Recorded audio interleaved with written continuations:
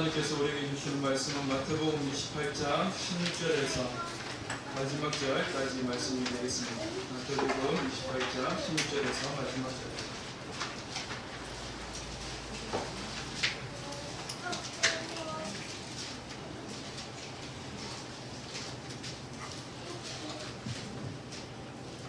찾으셨으면 저와 여러분들이 한 절씩 교독하도록 하겠습니다. 11 제자가 갈릴리에 가서 예수께서 지시하신 산에 이르러 예수를 배우고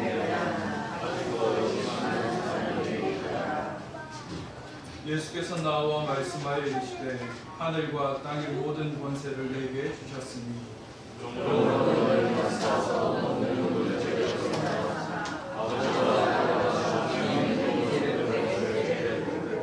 같이 있습니다. 내가 너희에게 공부한 모든 것을 가르쳐 지키게 하라. 볼지어다 내가 세상 끝날까지 너희와 항상 함께 있으리라 하시니라. 아멘. 자리에 앉아가지고 기도를 하고 있는데 원사님 얼굴에 열이 나서 손을 차고 그래가지고 얼굴을 좀 지켜야지. 손을 딱 대는 순간에 우리 목사님 거칠어진 얼굴에 빛이 나게 하시고 깜짝 놀랐습니다. 제 얼굴이 거칠어 보이나? 거칠어 보입니까? 아니죠, 빛나죠? 아침에 만지고 바르고 나오는데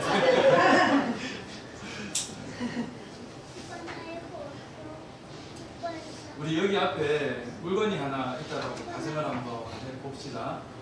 이 물건이 살아있는지 아닌지를 알 수 있는 기준이 뭘까요? 여기 앞에 물건이 뭔가 하나 있어요. 그렇죠. 맞아요. 움직이는지 안 움직이는지. 맞습니다. 제가 첫 번째 적어놨는데 두 번째는 뭘까요? 두 번째는 얘가 숨을 쉬는지 안 쉬는지, 그죠? 숨 쉬는지 안 쉬는지, 호흡을 하는지 안 하는지, 그럼 살아있는지 안 살아있는지 알 수가 있죠. 세 번째는 이것을 보고 있는 시간이 조금 길어야 되는 그런 기준이 될 수는 있지만 살아있는 존재면 성장하거나 번식하겠죠. 그런데 살아있지 않은 존재는 성장하거나 번식하지를 못해요. 최근에 저희 집에 부겐베리아라고 꽃을 들였습니다. 이렇게 생긴 꽃인데 이 동남아에 많이 있는 꽃이에요. 그러다 보니까 우리나라에서 자라는 게 쉽지가 않습니다. 물도 많아줘야 되고 또 습해서는 안 되기 때문에 백수도 잘 돼야 되고 햇볕도 8시간 이상 비춰야 되기 때문에 키우기가 쉽지 않아요. 저희 꽃집에서 이 꽃을 가져와가지고 놓는데 꽃집 사장님이 얘기를 하시더라고요. 목사님 가셔가지고 이거 잘못 키운다 싶으면 한 가지 증상이 나타납니다. 그 증상이 뭐냐면 꽃잎이 우수수수 다 떨어진다는 거예요. 저희 집에 가져오고 나서 이틀 지나니까 우수수수 다 떨어지잖아요. 뭐야 이거? 내가 이틀밖에 안 됐는데 뭐 잘못 키웠다고. 그래가지고 그냥 갖다 버릴까 하다가 그래도 이제 가져왔으니까 조금 가서 보자 싶어서 물도 자주 주고 하다 보니까 다시 새싹이 돋아나고 또 꽃이 피고 하는 것을 보게 되었습니다. 또 최근에 또 다 우수수 떨어져가지고 또 이제 기다리고 있는 중에 있습니다. 이렇게 살아있는 존재라고 하는 것은 이 자라가다라는 거죠. 근데 이건 식물만이 아니죠. 동물도 마찬가지입니다. 저희 집에 토끼를 키웠던 적이 있는데 여러분 토끼 키워보신 적 있습니까? 그러세요? 집에서 키워보신 적 있나요? 그러시구나. 저희 집만 그렇게 살았는데 토끼를 키워본 적이 있는데 토끼가 어느 날 좀 다 이상한 행동을 하는 겁니다. 갑자기 식욕이 많이 늘었어요. 그래서 왜 이렇게 식욕이 늘었나 싶어서 병원에 데려갔더니 새끼를 40일이라고 하는 그 이야기를 임신기간을 얘기하길래 식욕이 는 그때로부터 해가지고 40일을 좀 쟀어요. 이쯤에 새끼를 낳을 것 같다라고 해가지고 그 집안에다 방석을 하나 넣어놨어요. 방석을 바로 넣어놨는데 이 녀석이 새끼를 어떻게 낳는지 방석을 뒤집어가지고 지퍼를 열고 그 안에 있었어요. 대단한 6마리 생명이 있다고 하면 성장하고 그리고 또 번식하고 번성하는 것, 그것이 생명의 특징이라고 하는 거죠. 그러면 여러분, 교회는 생명이 있을까요? 없을까요? 교회는 생명이 있습니다. 왜 교회를 생명이 있다라고 이야기를 할 수 있냐면 교회의 그 이름의 정의 때문에 그래요. 교회를 우리 신약에서 에클레시아라고 이야기를 합니다. 에클레시아라고 하는 말은 부름받은, 택함받은 이라는 뜻을 가지고 있어요. 부름받은, 택함받은이라고 하는 그 뒤에 어떤 명사가 나와야 되지 않습니까? 그런데 부름받은이라고 하는, 택함받은이라고 하는 단어는 생명이 있는 존재에게만 쓸 수 있는 단어거든요. 그래서 부름받은 사람, 부름받은 모임, 부름받은 존재, 이렇게 이야기를 한다라고 하는 겁니다. 그래서 교회는 부름받은 존재, 그들이 교회이고, 그리고 교회는 부름받은 사람들이 모여있는 집합제가 교회인 겁니다. 우리가 교회라고 이야기하면 우리도 이제 헤어룸 교회라고 하는 이름을 저기 창에다 붙여놓고 있으면서 저 사람들이 지나다닐 때 저기가 헤어룸 교회구나 라고 할 때 그때 교회는 사실 교회를 말하는 것이 아니라 헤어룸 교회가 모여서 드리는 예배당이구나 라고 하는 의미가 있는 거예요. 그래서 여기는 우리가 사실상 장소적인 이야기를 하게 되면 여기는 예배당이지 여기는 교회가 아닙니다. 우리의 모임이 교회고 여러분 각자 한 사람 한 사람 한 사람이 교회인 거예요. 그래서 예수님께서 이 교회는 성장이 있어야 한다, 이 교회는 생명이 있기 때문에 번성하여야 한다 라고 말씀을 하고 있습니다. 오늘 본문에도 우리 예수님께서 제자들에게 말씀하지 않습니까? 너희는 가서 모든 민족을 제자로 삼아. 모든 민족을 제자로 삼아라고 하는 것은 가서 그 사람이 생명이 있는 택함받을 그런 부르심 받을 존재가 되게끔 하라는 우리 예수님의 명령인 것이죠. 그러니 교회는 성장을 해야만 한다고 그리고 번성해야만 합니다. 이 이야기는 2000년 전에 제자들에게만 하신 이야기가 아니에요. 오늘 교회로 부름받은 저와 여러분들을 향하여서도 우리 주님께서 하신 말씀입니다. 너희가 생명이 있는 교회냐? 너희가 생명이 있는 교회의 모임이냐? 너희가 생명이 있는 교회의 공동체냐? 그렇다면 너희는 모든 민족을 제자로 삼아라 라고 말씀하고 있습니다. 이걸 다르게 이야기를 하면 너희는 번성하고 그리고 또 성장하고 그리고 또 확장하라 라고 하는 말로 바꿔 표현할 수가 있는 거죠. 그러면 우리가 기본적으로 알고 있는 번성, 성장이라고 하는 것을 우리 교회에다가 대입을 시켜서 이야기를 하게 되면 어떤 뜻이 될까요?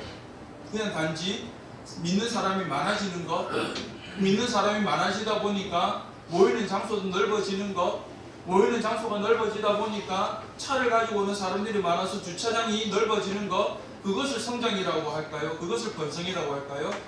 사실 성경이 말하는 성장과 번성은 그렇지 않습니다. 사람이 많아지고 교회의 건물이 커지고 그리고 주차장이 넓어지는 것을 우리 주님께서는 성장이라고 하지 않아요. 그것이 교회의 번성이라고 이야기를 하지 않습니다. 그렇기 때문에 우리가 교회가 추구해야 되는 성장과 번성이 무엇인지는 분명히 올바른 정의, 올바른 개념을 확립을 해야지만 우리 헤어룸 교회의 이 공동체의 모임이 그리고 여러분들의 각자의 삶의 속에서 교회로서의 온전한 삶을 살아갈 수 있게 된다라고 하는 겁니다. 오늘 그 정의를 바르게 세우고 우리 헤어룸 교회 이 예배당이 아닌 우리 여러분들이 모여있는 그 각자의 삶의 자리, 여러분들이 헤어룸 교회의 성도라고 하는 이름으로 모여있는 그 자리에서 성장과 번성이 일어나기를 주님의 이름으로 축원합니다. 온전한 성장과 번성이 일어나게 될 때 그것이 우리 하나님이 원하시는 교회의 모습이라고 하는 겁니다. 그렇다면 교회가 성장하고 번성하다라고 하는 것을 정확한 이 성경이 말하는 개념으로 이야기를 하기 위해서는 이 교회라는 단어를 다른 말로 또 바꾸어서 우리가 좀 생각을 해봐야만 합니다. 왜냐하면 교회가 가지고 있는 이 뜻이 우리는 그렇게 자꾸 생각하지 않으려고 하지만 교회라고 이야기를 하면 자꾸 건물을 먼저 올리게 되거든요.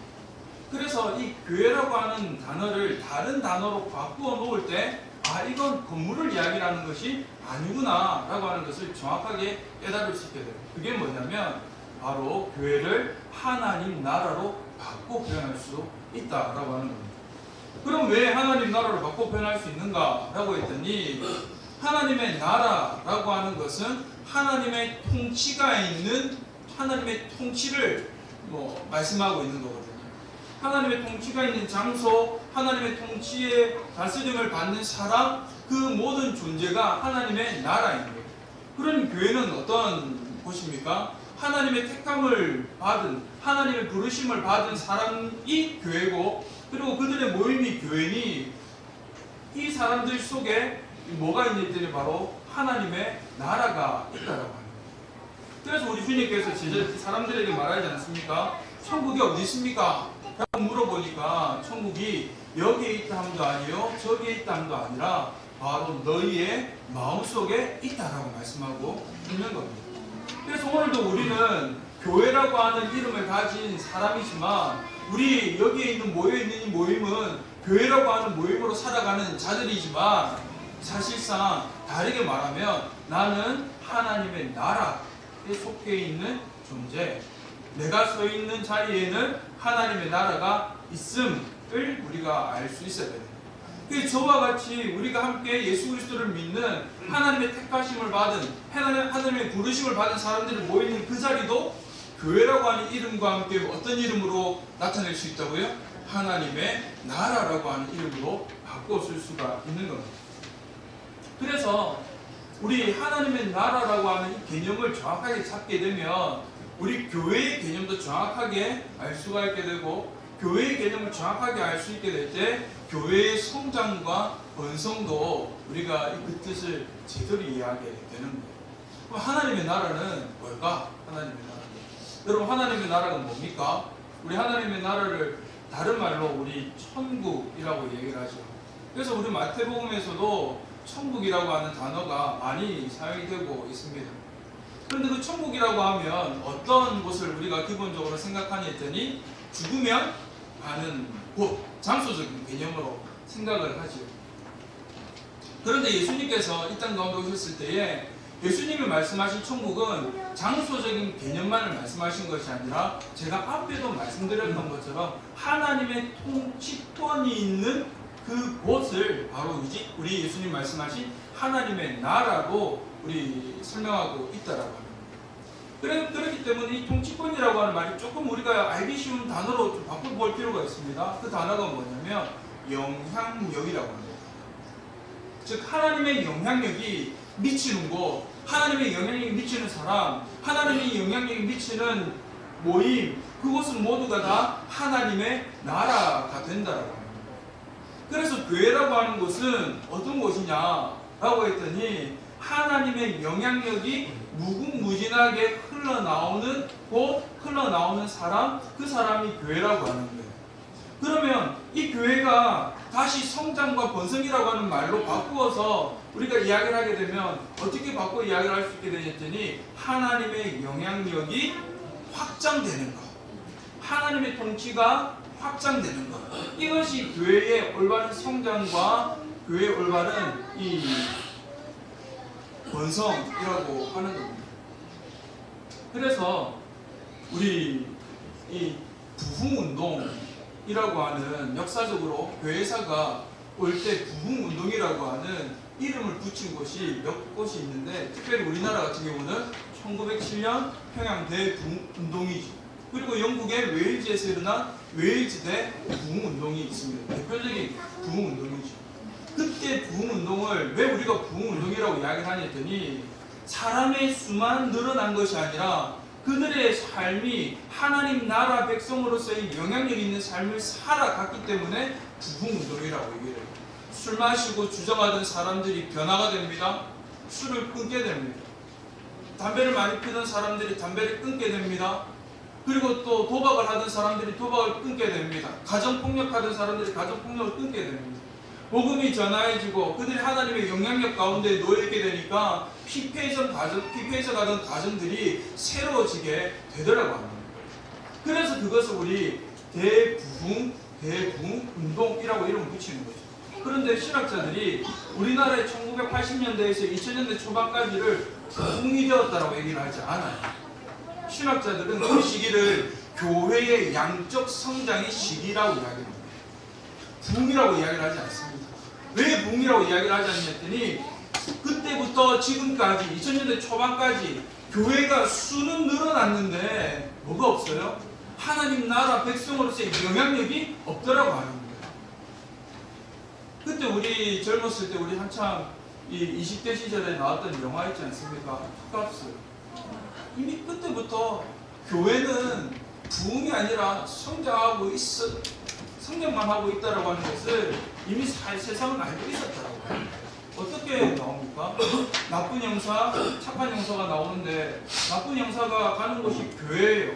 주일에 교회 가가지고 예배드립니다. 할렐루야 하고 아멘 하고 믿습니다 하고 박수 치고 찬양해요. 그런데 그 사람이 하는 삶은 영향력 있는 삶이 아닙니다. 그리스도인으로서의 하나님 나라 백성으로서의 통치권이 있는 사람의 삶이 아니에요.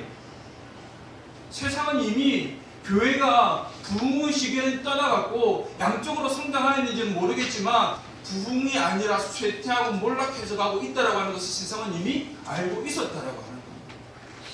오늘은 어떻습니까? 오늘날 우리가 살아가고 있는 이 시대는 그러면 우리 부흥의 시기를 살아가고 있습니까? 우리가 부흥의 시기를 살아가고 있다면 우리 지금 각 교회들이 이 각 교단들이 그런 캐치프레이즈를 내걸지 않을 거예요. 지금 각 교단마다 캐치프레이즈를 내걸고 있는 게 뭐냐면 다시 평양 대부흥을 꿈꾸는 그것으로 우리 캐치프레이즈를 걸고 있습니다. 사실상 이 한국 교회들도 알고 있다라고 하는 거예요. 한국 교회들도 그때 그 시기는 양쪽으로 성장한 시기이지 결코 진정한 부흥의 시기는 아니었다라고 하는 거 아는 거예요. 그러니까 진짜 부흥의 시기, 진짜 하나님의 영향력이 있고 하나님의 통치권 가운데에 하나님 나라 백성다운 삶에 살아갔던 그 시기, 그때로 돌아가자라고 지금 이야기를 하고 있는 겁니다. 예수 그리스도를 온전히 믿는 사람이라면, 예수 그리스도의 백성이라면 우리 사실 이 고민은 한 번쯤 해봐야 돼요. 특히 지금 우리가 살아가는 이 시기에 이 고민이 우리에게 반드시 있어야만 합니다. 왜냐하면 지금 우리가 살아가고 있는 이 시기를 보니까 너무나 예수 그리스도를 믿는 사람들은 많다라고 하지만 그 많은 사람들이 영향력이 없어요. 그 많은 사람들이 하나님의 통치를 받고 하나님의 통치권을 가지고 살아간다라고 할 수 없는 그런 시대가 지금 우리가 살아가는 시기입니다. 국회의원 300명 있는데 그 중에 3분의 1이 그리스도인이에요. 기업을 하는 그곳에 직장에 가면 4분의 1이 그리스도인입니다. 그런데 어떻습니까? 정치는 나날이 분열과 대립과 그리고 서로 헐뜯는 모습으로 가지요. 그리고 정치권이 더 부패하고 더 불공정하고 더 비리의 온상으로 지금 나타나고 있는 건 아닙니까? 그리고 대기업은 하나님이 만들어주신 자연과 하나님이 만들어주신 피조물인 인간을 그냥 이 착취의 수단으로 삼아서 그냥 무조건 내가 돈을 많이 벌면 되라고 하는 그런 생각으로 대기업을 운영하고 있는 건 아닙니까? 그 대기업 본의 운영의 방침에 따라서 회사원들도 그냥 따라가면서 살아가고 있는 것 아닙니까?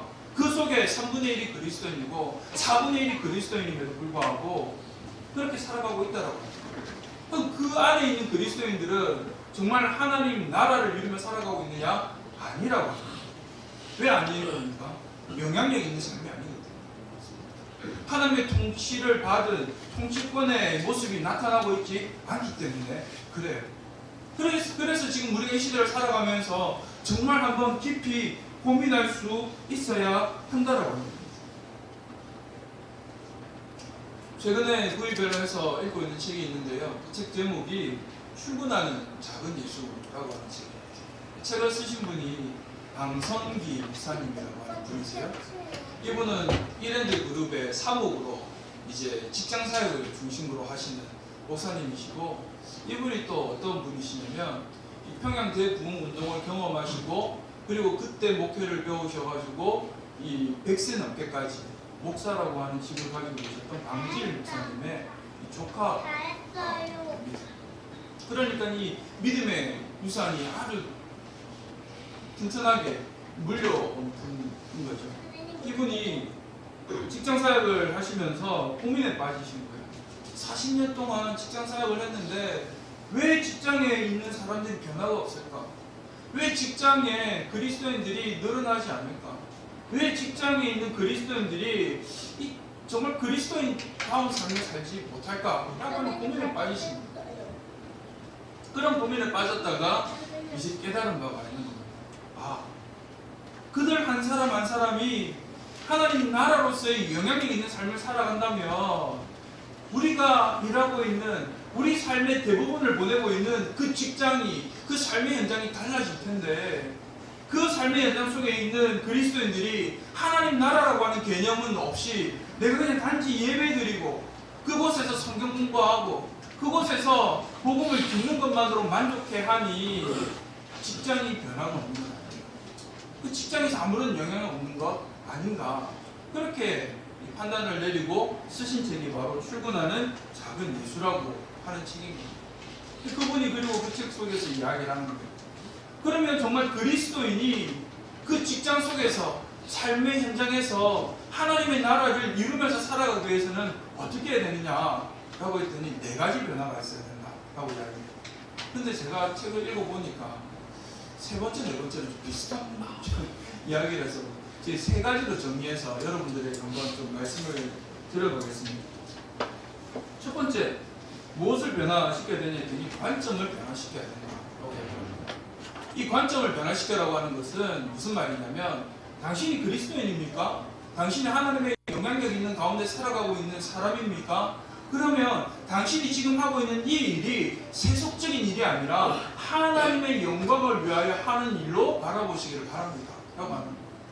그 직장에서 내가 하고 있는 일이 있지 않습니까? 그 일이 내가 단지 돈을 벌기 위한 수단의 일이 아니라 하나님의 영광을 위해서 하나님의 뜻을 나타내기 위한 일로 하라고 하는 거죠. 그렇게 일하게 될 때 일어나는 변화가 생기게 되는 게 뭐냐 했더니 나에게 주어진 그 일을 소중하게 여길 수 있게 된다라고. 그리고 그 일을 소중하게 여기게 되는 것뿐만이 아니라 이 일을 최대한 잘 하기 위해서 성실하게 되고 최선을 다하게 되고 그 일에 복된 성과를 가져올 수 있는 그런 여러 가지 방안들을 고민하고 지혜를 구하는 사람이 되게 되더라고요. 사랑하는 성도 여러분, 우리 모두가 다 직장생활을 합니다. 우리 모두가 다 일상의 삶을 살아갑니다. 그런데 우리에게 주어져 있는 그 일상의 삶을 무엇이라고 바라보고 계십니까? 단지 나의 생계수단을 유지하기 위한 도구로, 내가 돈을 벌기 위한 수단으로 생각하고 계십니까?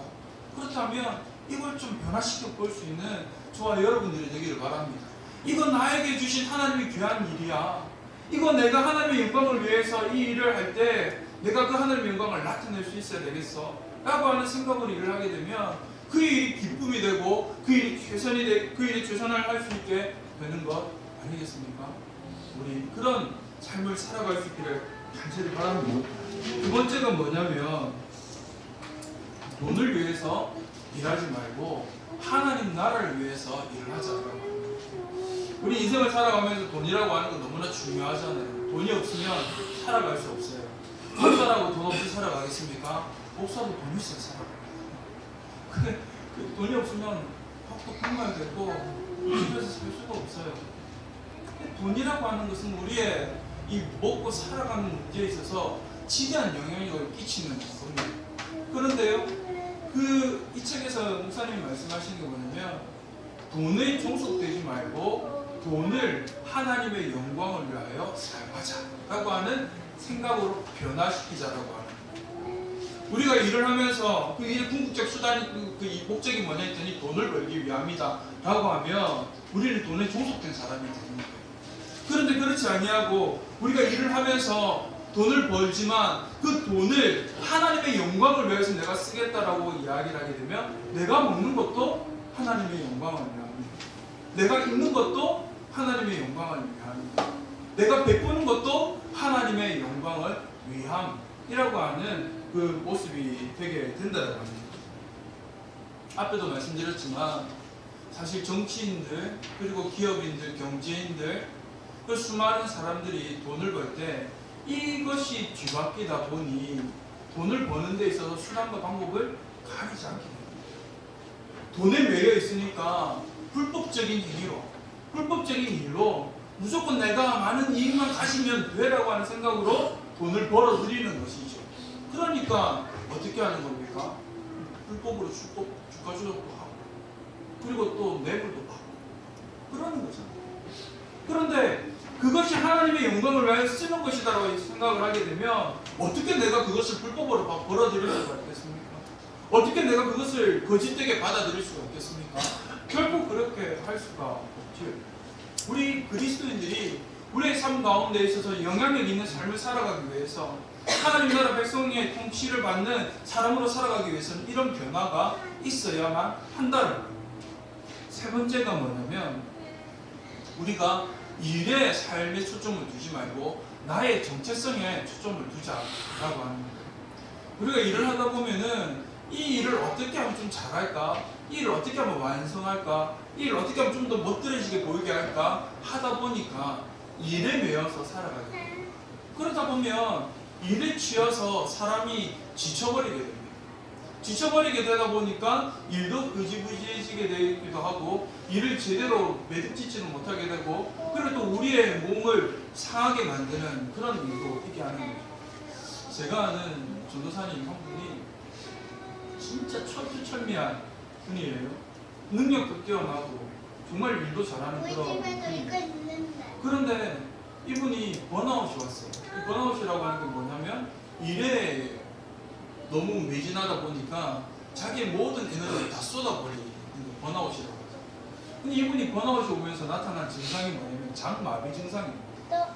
위장이 마비가 돼가지고 소화를 못 시켜요. 대장이 마비가 돼가지고 쾌변 활동을 못합니다. 그러니까 몸 안이 완전히 엉망이 돼버리는 거예요.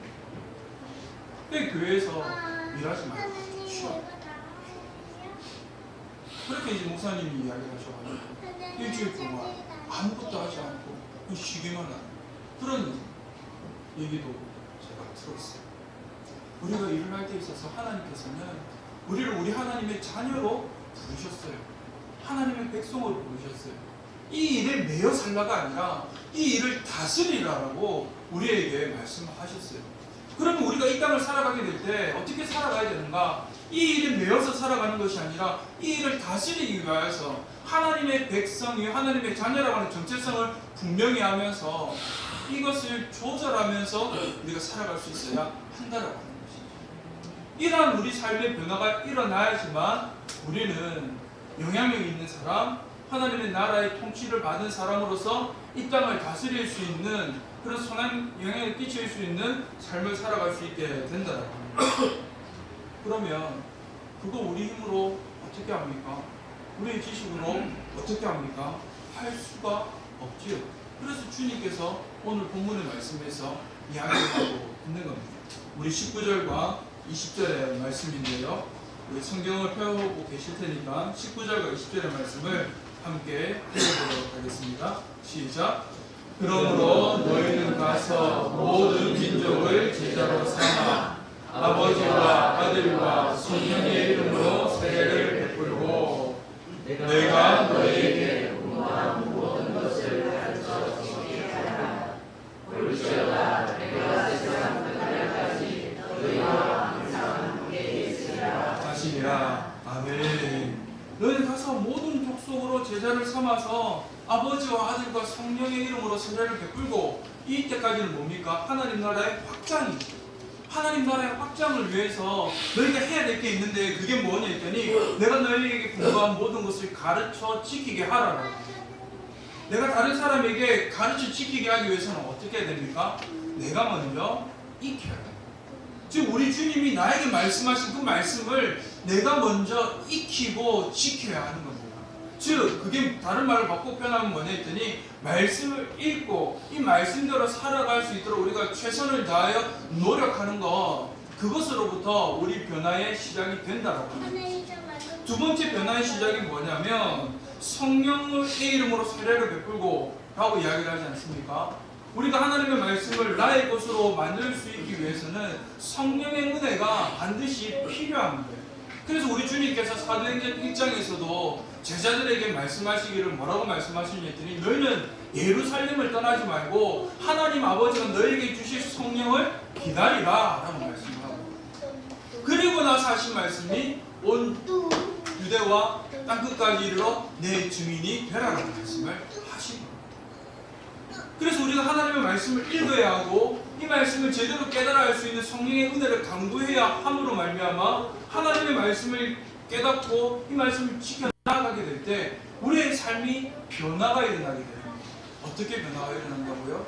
관점의 변화가 일어나게 되고 우리 목적의 변화가 일어나게 되고 그리고 또 우리의 정체성의 변화가 일어나게 된다라고 하는 거예요. 이렇게 관점과 목적과 정체성의 변화가 일어나게 될 때 우리의 삶이 어떻게 되는 겁니까? 하나님 나라의 삶을 살아가게 되는 겁니다.